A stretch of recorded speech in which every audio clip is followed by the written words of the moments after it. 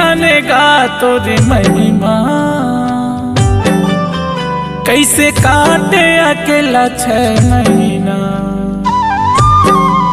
ए बाबा तही जानेगा तोरी महिमा, कैसे काटे अकेला 6 महीना। ए बाबा सतमा हो के लिए सतनाम जप रात दिन।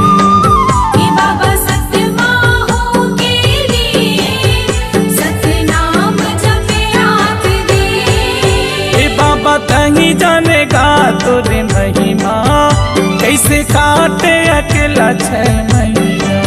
ए बाबा तही जानेगा तोर महिमा, कैसे काटे अकेला 6 महीना। ए बाबा सतमा हो के लिए सतनाम जप रात दिन। ए बाबा सतमा हो के लिए सतनाम जप रात दिन।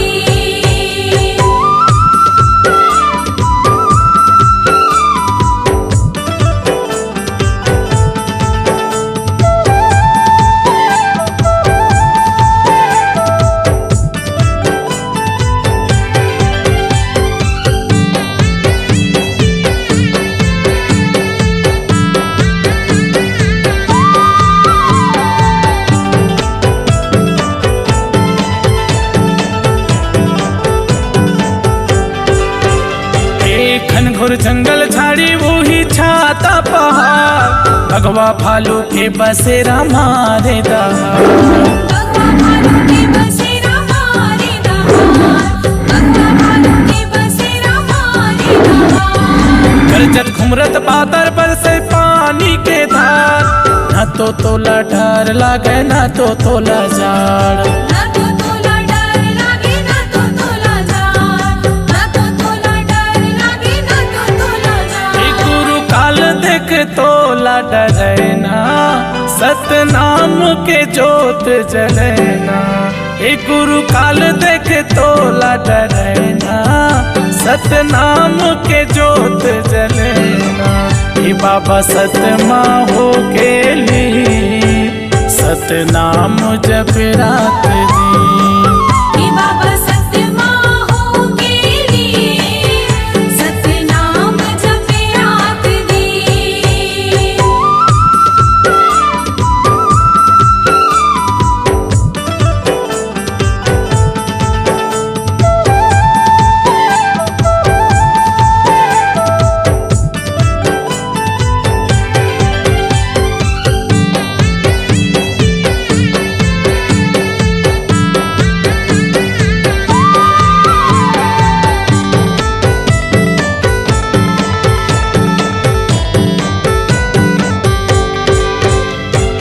अटल तपस्या करे रखे विश्वास, पुरुष पिता कहे जागा गुरु घासीदास। पुरुष पिता कहे जागो गुरु घासीदास, पुरुष पिता कहे जागो गुरु घासीदास। कहे तोर चरण महावय अमृत ज्ञान, दुखिया के दुख हरबे जग के करबे कल्याण। दुखिया के दुख हरबे जग के करबे कल्याण, दुखिया के दुख हरबे जग के करबे कल्याण। ए गुरु हंसल तार दिए ना, जब नाम के सुमरन किए ना।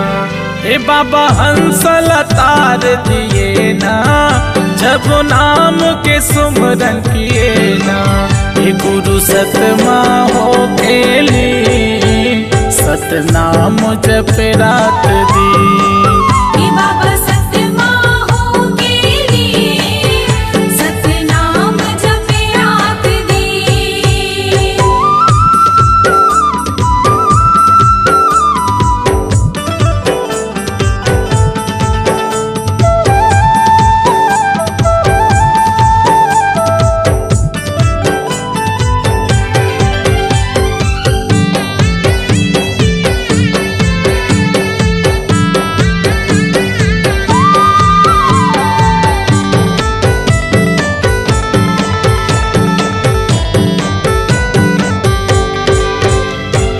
चंदा सूरज के बाबा मिले प्रकाश, झूम जाए रुखराई धरती आकाश। झूम जा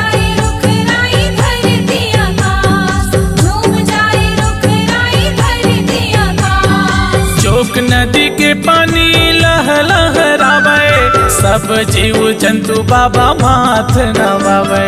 सब जीव जंतु बाबा माथ नवावे, सब जीव जंतु बाबा माथ नवावे। तोरे पाँव के परे हवे चिन्हा, छत्तीसगढ़ के पवन माटी माँ। तोरे पाँव के परे हवे चिन्हा, छत्तीसगढ़ के पवन माटी माँ। ए बाबा सतमा हो गेली, सतनाम जप रात दिन। हे बाबा सतमा हो गेली, सतनाम जपे रात दिन। हे गुरु सतमा हो गेली, सतनाम जप रात दिन। सतनाम जप रात दिन, सतनाम जप रात